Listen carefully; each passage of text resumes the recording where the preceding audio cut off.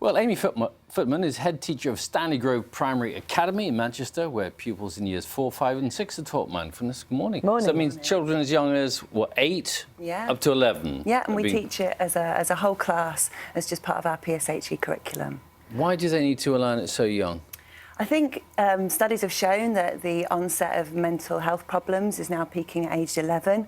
So mindfulness curriculum's developed in high schools, and then we looked at bringing the programme into primary schools to help give children a better understanding of how their mind worked and have some strategies to cope with the difficulties that they'll face as adolescents. OK, so you teach it yourself. I know you practice. How often do you practice it yourself? I practice it every day, and I think it's really cool. Once a day, or...? Yeah, once a day. Right. I'll do a longer practice in the morning to start my day, and then snatches throughout the day between meetings, before difficult conversations, before going in and teaching, just as a way of grounding myself and getting ready for the next part of my day. So how does it help the children?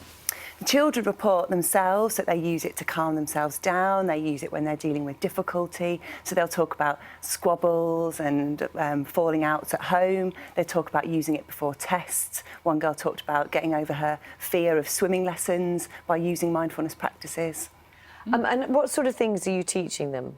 So we use loads of analogies and metaphors. So we'll use the fact that our attention is a bit like a torchlight, that you can focus it in different ways.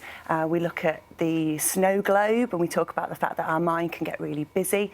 The snow globe, sorry. Yeah, you know, a snow globe, when you shake it up, Yeah. all the bits of snow flutter around, and we use that to get them to understand that there are times when our minds are just full of things and you can't think clearly, you can't sort of see clearly. And actually by doing a practice, you can help just bring your focus back down into your body, into your sensing mode, more than your thinking mode, and allow that dust to clear. And in terms, I'm interested by the squabbles particularly. So in terms of children, it helps them realise that they are angry when they're angry, and then stop to think about why that's happening? Yeah, that's spot on, Bill. So what mindfulness practice helps you do is sense things in your body a bit more. So we'll get them to notice just by being still.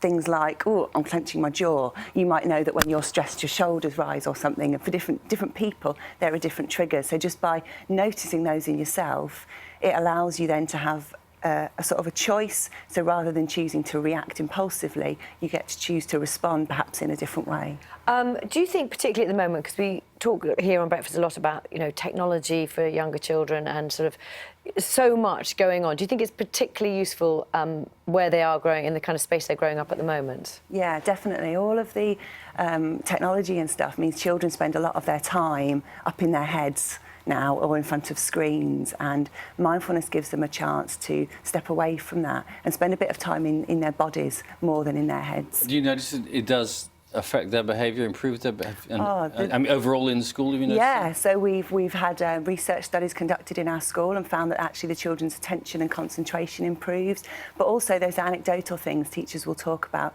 the children having much better focus in lessons, better behaviours for learning, just being able to leave all the squabbles and stuff that might happen at the playground at the door and be ready to learn when they're in class. I'm kind of interested, it can't work for everyone, can it? No, it doesn't work for everyone, and I think that's true with loads of things. I know we offer mindfulness to our staff at school, and some of them have taken it up and say it's really helpful, others don't. And there's one pupil in particular I taught in year 4, don't get it, miss, don't like it, it's boring. Taught the same curriculum again, we deliver it in year 5. Halfway through year 5, something for him clicked, and now he will speak passionately about how he uses the practice to control his nerves before tests and That's stuff. Brilliant. Interesting. Good stuff. Well, wonderful to be able to help their nerves with the exams. Fantastic. Yeah. All right. Amy, thanks very much. Thanks very much, Amy.